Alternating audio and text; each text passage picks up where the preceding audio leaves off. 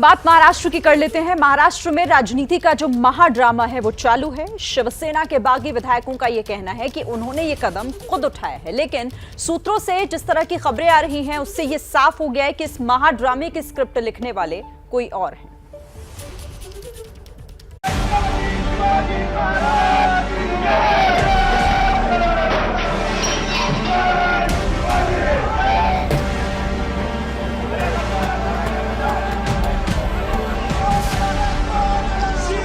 शिवसेना के अंदर छिड़ा संग्राम अब होटलों और दफ्तरों के बंद कमरों से निकलकर सड़कों तक आ पहुंचा है। लेकिन महाराष्ट्र में पर्दे के पीछे भी सियासी घटनाक्रम तेजी से करवट बदल रहा है। बागियों को लेकर उद्धव ठाकरे की सरकार एक्शन में है, तो बीजेपी की पैनी नजरें भी घटनाक्रम पर गड़ी हैं। सूत्रों के मुताबिक बागी गुट के नेता एकनाथ शिंदे शुक्रवार रात में गुजरात गए थे। बीजेपी नेता देवेंद्र फडणवीस के नजदीकी सूत्रों के मुताबिक वो भी शुक्रवार रात मुंबई से इंदौर गए। वहां कुछ देर रुकने के बाद गुजरात रवाना हो गए। ऐसे में सवाल उठ रहा है कि क्या शिवसेना की बगावत को बीजेपी हवा दे रही है? मुझे तो किसी बात का है कि जिस आसाम में बाढ़ आए हैं, जहां लोगों के लिए कपड़े नहीं है, अभी रहने की कोई क्षमता नहीं है, वहां ऐसे हमारे जो फुटीरवादी आमदार हैं, विधायक हैं, उनके लिए पैसा खर्च किया जा रहा है। ये आसाम के लोगों ने भी सोचना जरूरी है, महाराष्ट्र के लोगों ने भी सोचना जरूरी है, देश के लोगों ने सोचना जरूरी है। और इस देश में लोकशाही है कि नहीं, इसका सवाल होता है, क्योंकि ये ऑक्शन जैसे लेके जा रहे हैं। देखिए, हम लोग अभी भी शिवसेना में हैं। जो एक मिसअंडरस्टैंडिंग फैली जा रही है कि हम लोगों ने शिवसेना छोड़ी है, ऐसी कोई भी बात नहीं है। हम सिर्फ अपना गट अलग कर रहे हैं और जो बाला साहब की विचारधारा है कि हम किस दिशा में जाना चाहते हैं, इसके बारे में हमने हमारे पक्ष प्रमुख जी को बार बार विनती की थी कि हमें इसी दिशा में जाना है। और हमारा जो कहना था हमने उनको बोल दिया है। उनको मान्य करना, ये न मान्य करना, ये उनका अधिकार है। खुद को असली शिवसेना बता रहा बागी गुट जहां बीजेपी के साथ गठबंधन की बात कर रहा है, वहीं गुवाहाटी में उनकी मौजूदगी को लेकर भी शिवसेना सवाल उठा रही है। तो महाराष्ट्र के सियासी घमासान पर शिवसेना की प्रेस कॉन्फ्रेंस हो रही है, फिर से आपको सुनाते हैं। कम्युनिकेशन की ये आपको आपके खिलाफ नो कॉन्फिडेंस हम लोग लेके आ रहे हैं। तो डिप्टी स्पीकर साहब ने ये बोला हुआ है कि जब तक मैं सेटिस्फाई नहीं होता हूँ कि ये जेन्युइन है, ऑथेंटिक है, मैं इसके ऊपर कोई कार्रवाई नहीं करता हूँ, and that has been rejected. And more importantly in law, let me tell you that till the assembly is convened, there cannot be a notice of motion. Ye all the constitutional experts will agree. So therefore, in tomorrow they have been called, and they will have to submit their replies, and the honorable deputy speaker will take the action in accordance with law and as per the situation. And we are going to urge that all these 16 MLAs will be disqualified, have to be disqualified in accordance with the provisions of 10th schedule, and they will have to face the electorate. That's all I have to say. Thank you. Marathi तो उतना आ रहा है।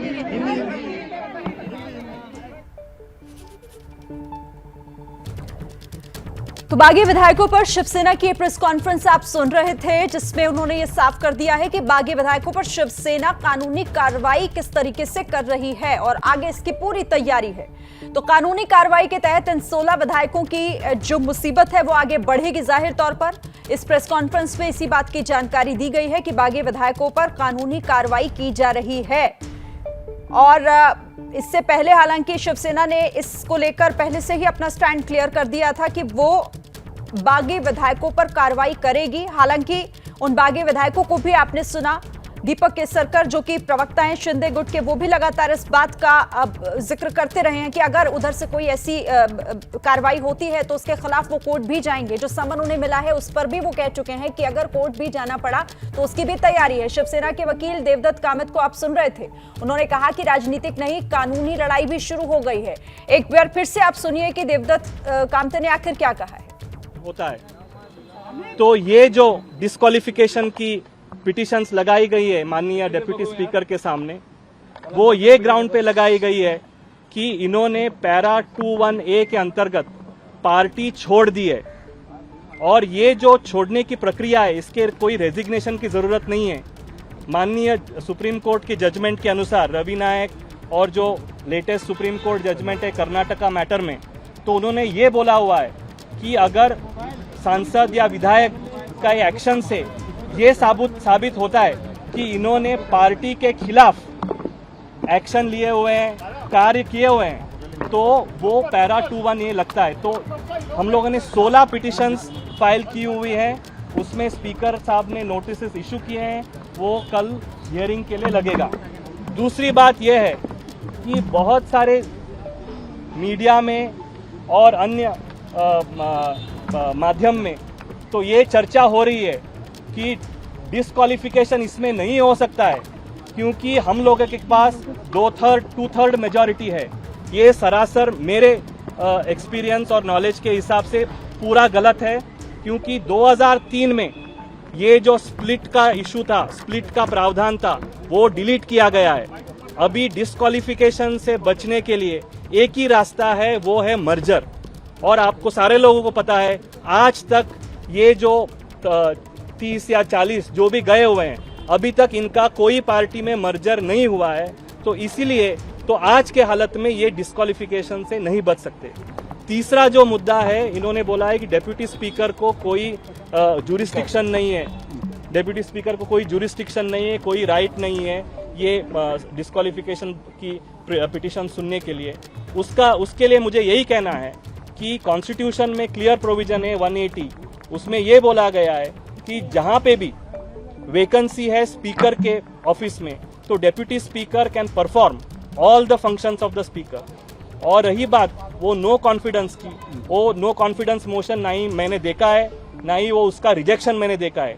जो आपके माध्यम से हम लोगों को पता चला है कि ये बात है कि जो नो कॉन्फिडेंस मोशन दिया गया है, कोई अनऑथोराइज्ड ईमेल एड्रेस, क्योंकि सारे विधायकों का रजिस्टर्ड ईमेल एड्रेस होता है, तो इन्होंने कोई अन्य email address, random email address से कोई एक चिट्ठी भेजी हुई थी और वो कोई मेंबर वहाँ पे, कोई विधायक वहाँ पे आके स्पीकर साहब को नहीं दी उन्होंने, तो कोई कुरियर के माध्यम से उनको दिया गया। तो स्पीकर साहब ने, हम लोग को जो पता चला है आपके माध्यम से, कि ये है कि स्पीकर साहब बोलते हैं कि जब तक मैं सेटिस्फाई नहीं होता हूँ कि ये जेन्युइन है, ऑथेंटिक है, मैं इसके ऊपर कार्रवाई नहीं करता हूँ, और उन्होंने वो रिजेक्ट कर दिया है। So as of now there is no impediment in the disqualification petitions being carried forward. और तीसरी बात इसमें यह है कि जब तक असेंबली सेशन में नहीं है तो ये कोई नोटिस ये देते हैं नो कॉन्फिडेंस का, इन लॉ इसका कोई मायना नहीं रहता। That's all I have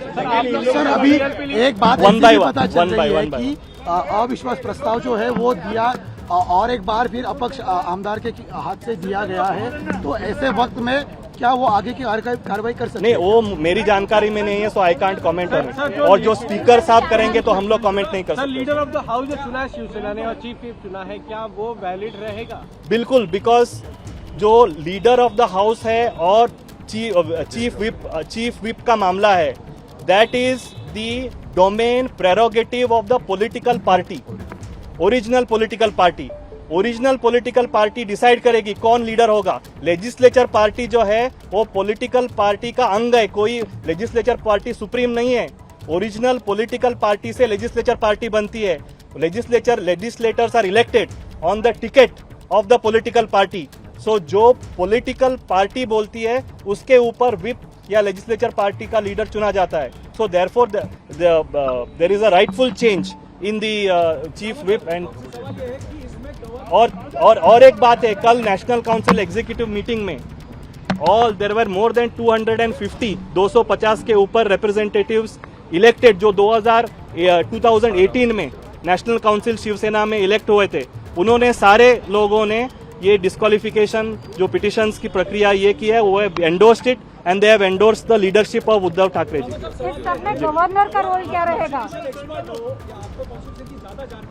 तो क्या इसमें गवर्नर जो है वो डेप्यूटी स्पीकर के पावर को ओवरपावर कर सकते हैं? क्या गवर्नर का क्या रोल रह सकता है? As far as governor's role is concerned, as far as governor's role is concerned, Nabam Rebiya's judgment, Arunachal judgment is very clear.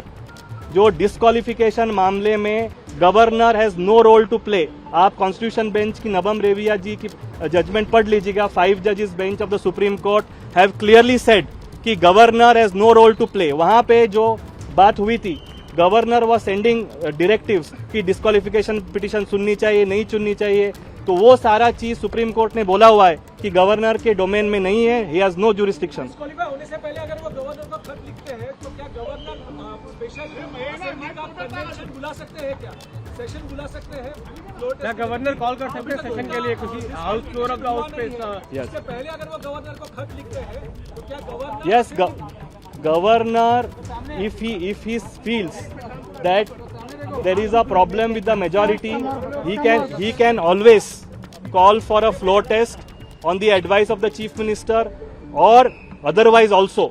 So वो अभी तक हुआ नहीं है. So let us wait and see what happens. पण राज्यपालांकडे जर का हे आधीच पत्र त्यांनी दिलं असेल तर If there is a floor test, Samanji and the political parties will take a call how to go forward. This is not a legal question. Thank you. Okay, thank you.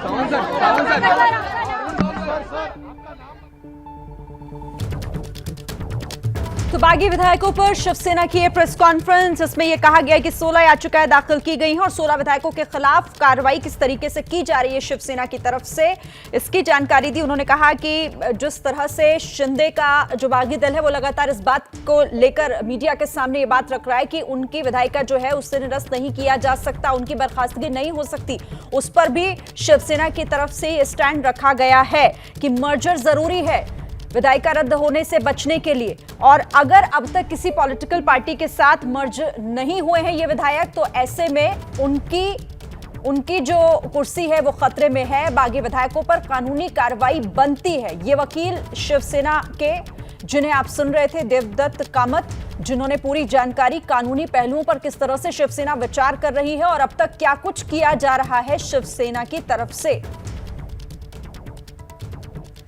Session पर भी उन्होंने अपनी बात रखी है।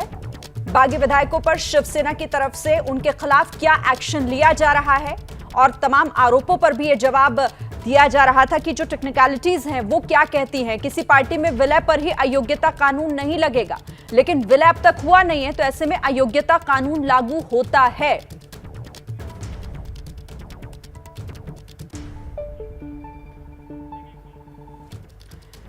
तो महाराष्ट्र पर ये जो घमासान है वो थमता हुआ दिखाई नहीं दे रहा है और इसी बीच आदित्य ठाकरे ने एबीपी न्यूज से बातचीत की। क्या कुछ उनकी तरफ से कहा गया है वो आपको सुनवाते हैं। आदित्य ठाकरे पहुंचे हैं वकोला के कार्यक्रम में। आदित्य जी, क्या लग रहा है अभी जो इस तरह का समर्थन मिल रहा है? आप माहौल देख रहे हो, प्यार देख रहे हो। जो खुद से शर्मिंदा है, जो डरपोक है, वो भाग गए हैं। षड्यंत्र जिन्होंने किया है, जो भाग गए हैं, क्या लग रहा है इससे डरेंगे? इस तरह का जो समर्थन मिल रहा है शिवसेना को, डरेंगे वो? डर रहेगा उनके मन में? क्या लग रहा है आदित्य जी? मुझे सिर्फ एक ही दर्द है कि जिस गुवाहाटी में अभी और जिस आसाम में बाढ़ आई है वहाँ ऐसे खेल चल रहे हैं। खेल के पीछे क्या बीजेपी लग रही है आपको आदित्य जी? आदित्य ठाकरे हैं जो पहुंचे हैं सांता क्रूज की एक कार्यक्रम। प्रेम सिंह के संग अजय दुबे, एबीपी न्यूज, मुंबई।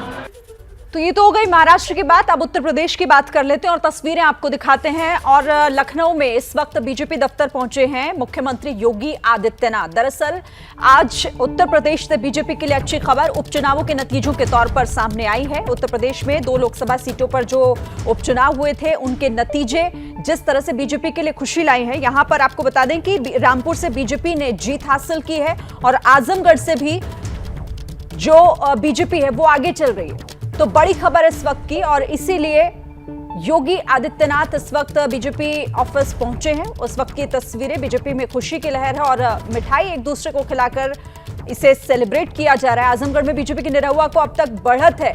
जल्दी नतीजे सामने होंगे। लोकसभा उपचुनाव में यह बड़ा उलटफेर और साथ ही नतीजों ने उत्तर प्रदेश की सियासत में एक अलग प्रकार का संदेश दे दिया है, क्योंकि समीकरण भी पूरी तरीके से बदले हुए हैं।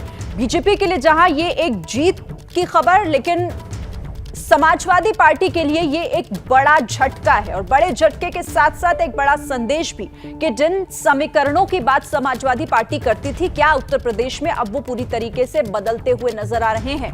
और ये क्या समाजवादी पार्टी के लिए एक बहुत बड़ा प्रश्न चिन्ह उनकी कार्यशैली पर, उनके समीकरणों पर, उनके वोट बैंक पर भी उठाएगा। तस्वीरें देखिए आप, बीजेपी ऑफिस की तस्वीरें हैं। इस जीत को सेलिब्रेट किया जा रहा है। एक दूसरे को मिठाई खिलाते हुए आप तस्वीरों में देख रहे हैं योगी आदित्यनाथ को। और आइए एक बार फिर से आपको तस्वीरें दिखाते हैं जिस तरह से उपचुनाव के नतीजे बीजेपी के लिए एक गुड न्यूज लेकर आए हैं। एक सीट पर जीत हासिल हो चुकी है और दूसरी पर बढ़त बनाए हुए है बीजेपी। फिलहाल ये तस्वीरें भारतीय जनता पार्टी की आप देख रहे हैं, योगी आदित्यनाथ, और यहां वो संबोधित करेंगे अब से थोड़ी ही देर में। मंच पर ये तस्वीरें आपके सामने, स्वतंत्र देव सिंह को भी आप देख रहे हैं। योगी आदित्यनाथ अपनी जीत पर जाहिर तौर पर यहां कार्यकर्ताओं का हौसला अफजाई भी करेंगे, तारीफ भी कर सकते हैं, और अपनी तरफ से वो क्या कुछ कहेंगे इसका इंतजार बस थोड़ी ही देर में।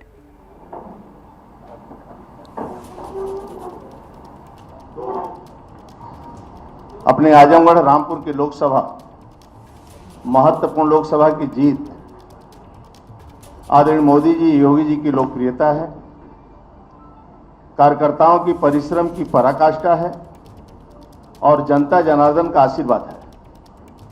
जो डबल इंजन की सरकार है, केंद्र और राज्य सरकार की, जो गरीब कल्याण के लिए काम हुआ है, मैं आदरणीय योगी जी का बधाई देता हूं और सभी कार्यकर्ताओं को भी, और जनता जनार्दन को जिस प्रकार आशीर्वाद मिला है, इसी तरह मोदी योगी पर बना रहे। मैं हृदय से स्वागत करता हूं और आदरणीय योगी जी को आमंत्रित करता हूं आगे के प्रेस समूह।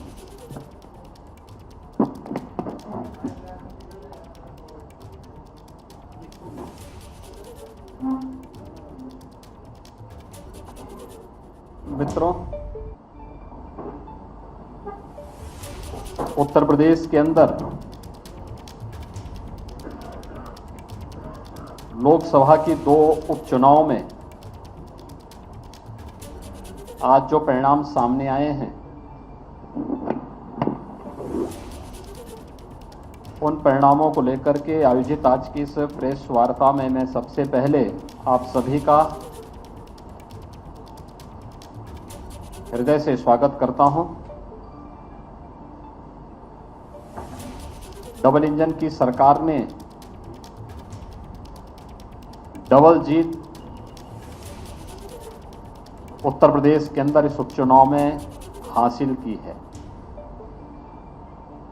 आदरणीय प्रधानमंत्री जी का यशस्वी नेतृत्व, भारतीय जनता पार्टी के केंद्र और प्रदेश नेतृत्व के साथ ही कार्यकर्ताओं का परिश्रम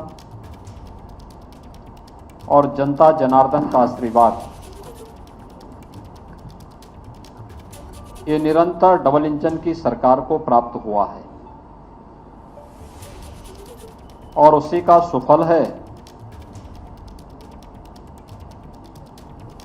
कि दोनों चुनौतीपूर्ण लड़ाई को भारतीय जनता पार्टी ने जीत में बदल करके 2024 के लिए एक दूरगामी संदेश दे दिया है। ये सचमुच प्रधानमंत्री मोदी जी के नेतृत्व में डबल इंजन सरकार की सकारात्मक, सर्वसमावेशी व विकासोन्मुख गरीब कल्याणकारी योजनाओं के साथ साथ अवस्थापना विकास के लिए बिना किसी भेदभाव के गांव, गरीब, किसान, नौजवान, महिलाएं और समाज के प्रत्येक तबके के हितों के लिए जो कार्य किए गए हैं, वह कार्य जनता जनार्दन ने हाथों हाथ लिए हैं।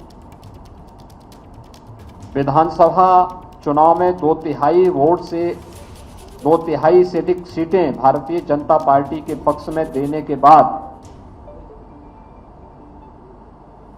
विधान परिषद के चुनाव हुए। विधान परिषद के चुनाव में भारतीय जनता पार्टी प्रचंड बहुमत के साथ सभी सीटों पर विजयी हुई। विधान परिषद चुनाव के बाद 2 सीटों पर लोकसभा के उपचुनाव हुए हैं और इन दोनों सीटों पर भारतीय जनता पार्टी ने आजमगढ़ में से दिनेश लाल यादव निरोवा, जो भोजपुरी के एक लोकप्रिय कलाकार हैं, उन्होंने वहां विजयी प्राप्त की है।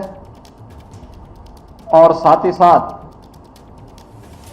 भारतीय जनता पार्टी के रामपुर लोकसभा उपचुनाव में प्रत्याशी श्री घनश्याम सिंह लोधी ने रामपुर की सीट पर विजयश्री प्राप्त की है। ये दोनों चुनाव के परिणाम भारतीय जनता पार्टी, प्रधानमंत्री मोदी जी के और भारतीय जनता पार्टी के सबका साथ, सबका विश्वास, सबका प्रयास और सबका विकास, इन सभी को लेकर के चलने की जो भारतीय जनता पार्टी की घोषित नीति रही है कि हमने सबका साथ भी लिया, सबका विकास भी किया, सबका साथ और सबके विकास के माध्यम से सबके विश्वास को अर्जित भी किया। ये जनादेश उस विश्वास का प्रतीक है और सबके प्रयास से उत्तर प्रदेश जैसे राज्य को देश के समृद्धतम राज्यों में स्थापित करेंगे। यह जो संकल्प और जो विजन प्रधानमंत्री मोदी जी का है, उस पर जनता जनार्दन की ये मोहर है। आज के इस चुनाव ने एक बार फिर से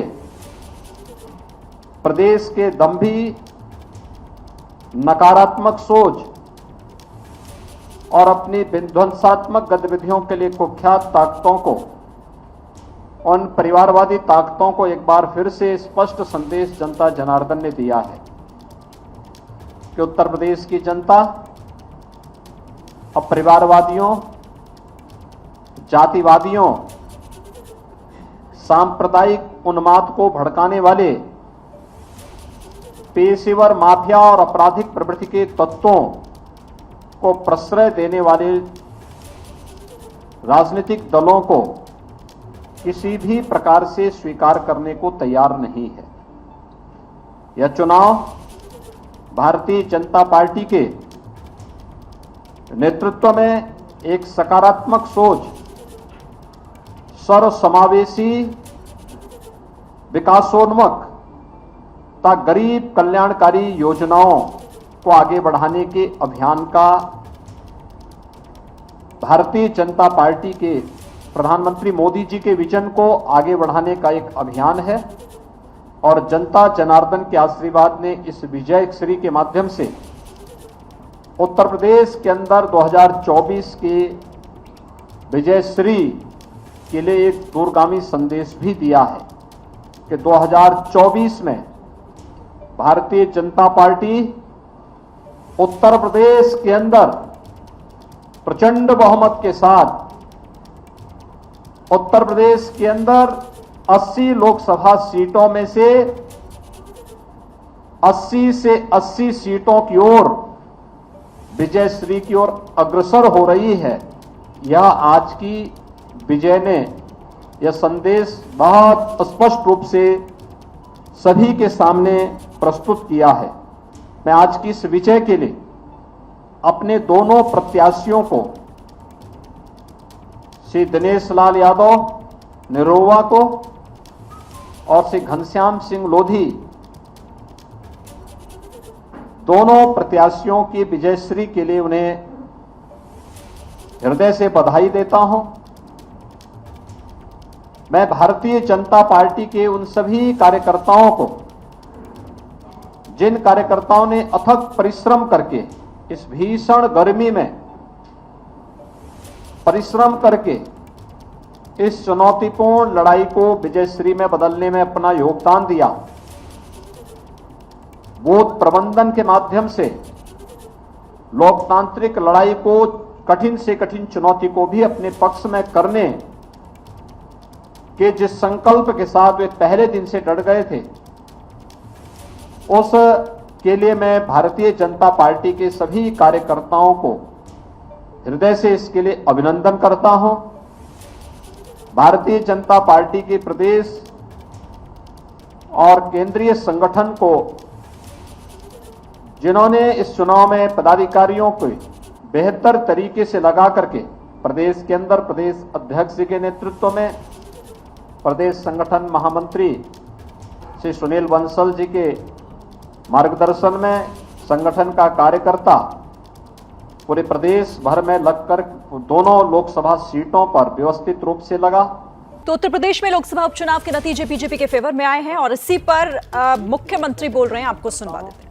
दोनों प्रत्याशियों को बधाई देता हूं, बहुत बहुत धन्यवाद। मैं माननीय अध्यक्ष जी से आग्रह करूंगा कि मिष्ठान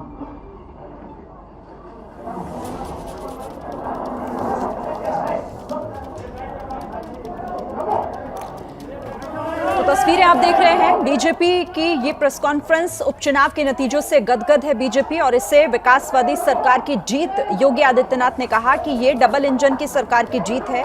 साथ ही उन्होंने कहा कि ये एक मैसेज है, जनता ने ये मैसेज दिया है कि अब उन्हें माफिया अपराधी मंजूर नहीं है।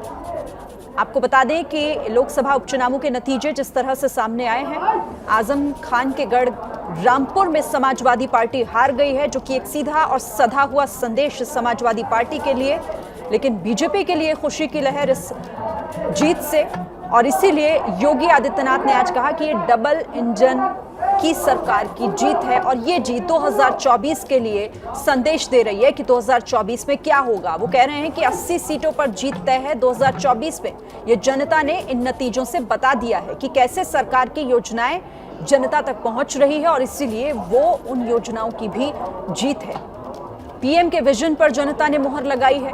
प्रधानमंत्री नरेंद्र मोदी का विजन जो कि जनता को समझ आ रहा है। उन्होंने परिवारवाद को लेकर भी सवाल खड़ा किया और कहा कि ये परिवारवाद की हार है, विकासवाद की जीत और परिवारवाद की हार। लखनऊ में किस तरह से बीजेपी ऑफिस में इस वक्त जश्न मनाया जा रहा है, दो तस्वीरें आपके सामने हैं। रामपुर में भी बीजेपी जिस तरह से जीती, जीत का जश्न ढोल नगाड़ों की थाप पर थिरक कर कार्यकर्ता मना रहे हैं। तो पहली तस्वीर बीजेपी दफ्तर लखनऊ की, लखनऊ में जश्न मनाया जा रहा है। तो रामपुर में भी, आजमगढ़ से भी आपको हम तस्वीरें दिखाएंगे, वहां पर भी निरहुआ जो कि जीत की तरफ आगे बढ़ चले हैं और इसको डबल इंजन की सरकार से जोड़कर योगी आदित्यनाथ देख रहे हैं कि राज्य और केंद्र की सरकार यानी बीजेपी की जो सरकार है वो जनता के लिए किस तरह से काम कर रही है, ये जनता को समझ आ रहा है। और परिणाम जो हैं, जो उपचुनाव के परिणाम निकलकर सामने आए हैं, वो उसी दिशा में है। तो लोकसभा उपचुनाव के नतीजे एसपी के लिए यानी समाजवादी पार्टी के लिए किस तरीके से झटका लेकर आए हैं, वो रामपुर से बीजेपी की जीत बता रही है और साथ ही आजमगढ़ से, क्योंकि आजमगढ़ में भी बीजेपी के निरहुआ को बढ़त और नतीजे थोड़ी देर में साफ भी हो जाएंगे। रामपुर, आजमगढ़ दोनों लोकसभा सीटों पर उपचुनाव में बीजेपी को जीत मिली है और इस जीत का जश्न अब उत्तर प्रदेश में शुरू हो चुका है। तस्वीरें देखिए आप, लखनऊ में थोड़ी देर पहले इसी मंच से जब योगी आदित्यनाथ जनता को और अपने कार्यकर्ताओं को संबोधित कर रहे थे तो वो इसे विकास की जीत कह रहे हैं और कह रहे हैं कि जो नीतियां सरकार ने जनता तक पहुंचाई हैं उन्हीं का नतीजा है कि आज परिणाम स्वरूप उन्हें जीत मिली है। जनता जनार्दन के आशीर्वाद ने इस विजय श्री के माध्यम से उत्तर प्रदेश के अंदर 2024 के विजय श्री के लिए एक दूरगामी संदेश भी दिया है कि 2024 में भारतीय जनता पार्टी उत्तर प्रदेश के अंदर प्रचंड बहुमत के साथ उत्तर प्रदेश के अंदर 80 लोकसभा सीटों में से 80 सीटों की ओर विजय श्री की ओर अग्रसर हो रही है। तो उत्तर प्रदेश की बात हमने कर ली, अब बात कर लेते हैं पंजाब की। पंजाब में भारी बहुमत से जीतने वाली आम आदमी पार्टी के 100 दिनों के काम पर क्या जनता ने नेगेटिव मार्किंग दी है? लोकसभा के उपचुनाव नतीजे तो कम से कम यही संकेत दे रहे हैं। संगरूर लोकसभा सीट के उपचुनाव में अकाली दल अमृतसर के उम्मीदवार पूर्व आईपीएस सिमरनजीत सिंह मान ने आम आदमी पार्टी के उम्मीदवार को करीब 5,822 वोटों से हरा दिया है। तो उपचुनाव में जिस तरह के नतीजे सामने आए हैं वो यही बता रहे हैं कि क्या ये आम आदमी पार्टी की हार के संकेत हैं। आम आदमी पार्टी 100 दिनों की सरकार, और क्या 100 दिनों में जनता ने तय कर लिया है कि वो उन्हें क्या सरकार का कामकाज समझ नहीं आ रहा है और इसीलिए एक संकेत देने की कोशिश की है। एक रिपोर्ट देखिए। पंजाब में आम आदमी पार्टी की सरकार 100 दिन से ज्यादा का वक्त गुजार चुकी है। इस बीच सरकार ने अपने चुनावी वादे पूरे करने के लिए कई फैसले लिए। 1 जुलाई से 300 यूनिट बिजली फ्री करने, एक विधायक एक पेंशन, एंटी करप्शन हेल्पलाइन शुरू करने, संगठित अपराध को रोकने के लिए एंटी गैंगस्टर टास्क फोर्स का गठन, घर घर राशन पहुंचाने की स्कीम और नई भर्तियों के लिए कई विभागों में 26,454 पदों पर भर्ती को मंजूरी दी गई है। बावजूद इन सब के संगरूर में आम आदमी पार्टी लोकसभा का उपचुनाव हार गई, वो भी उस सीट से जो मुख्यमंत्री भगवंत मान से खाली की थी। इन्हां दे हौसले बुलंद हैं ते इन्हां ने हुण चुप नहीं करना, क्यों करके बड़े चिर बाद श्रोमणी अकाली दल अंमृतसर दी बहुत तकड़ी जित हुई है ते संगरूर दे इलेक्शन दे विच ਅਸੀਂ all India parties Congress BJP RSS Aam party ਤੇ ਬਾਦਲ ਦਲੀਆਂ ਦਾ ਲੱਕ ਤੋੜ के रखा था। संगरूर सीट मुख्यमंत्री भगवंत मान सिंह की सीट थी और इसीलिए इस सीट पर आपकी हार मायने रखती है। दरअसल इस हार की कई वजहें हैं। पंजाबी सिंगर सिद्धू मूसेवाला की 29 मई को गोली मारकर हत्या कर दी गई थी। इस हत्याकांड को लेकर पहली बार आम आदमी पार्टी की सरकार पर सवाल उठे थे, क्योंकि सरकार ने सिंगर की सुरक्षा हटाई थी। सिंगर सिद्धू मूसेवाला को मनसा सीट से हराने वाले आप सरकार के मंत्री विजय सिंगला महज 2 महीने में ही भ्रष्टाचार के केस में धरे गए। मोहाली में पुलिस इंटेलिजेंस हेडक्वार्टर पर रॉकेट हमला हुआ, वहीं खालिस्तानियों की गतिविधियां भी बढ़ी हैं। भगवंत सिंह मान की सरकार पर रिमोट सरकार होने के आरोप भी हैं।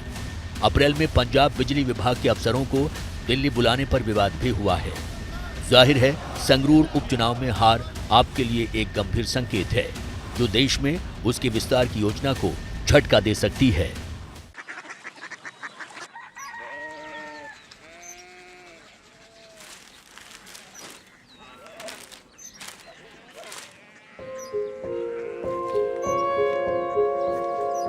बाबा बाबा Korea city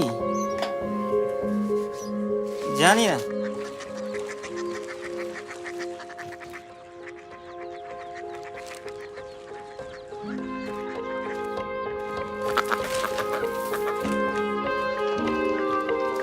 Korea city.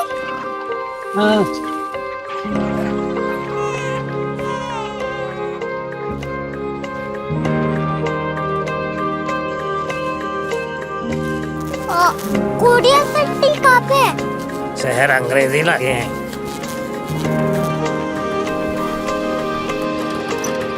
Korea city.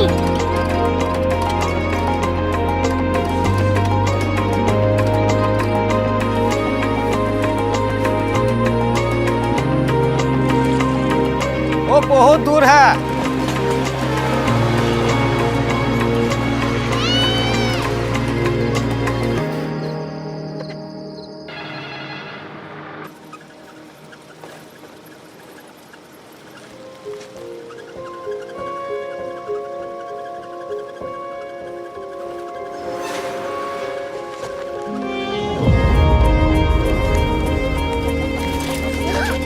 Korea city.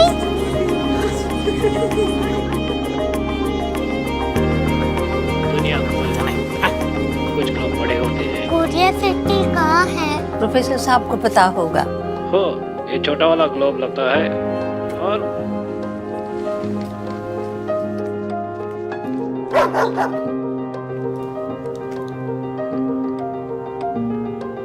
पता नहीं, मेरी बेटी से जाके मिल लो, शायद उसे मालूम हो।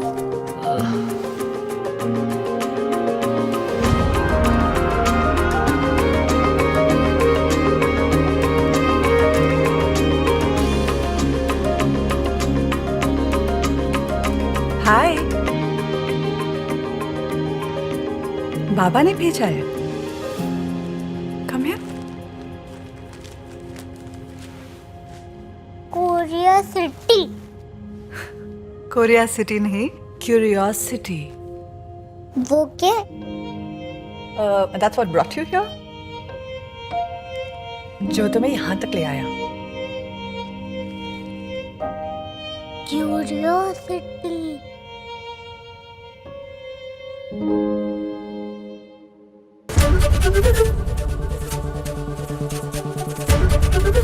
एबीपी न्यूज आपको रखे आगे।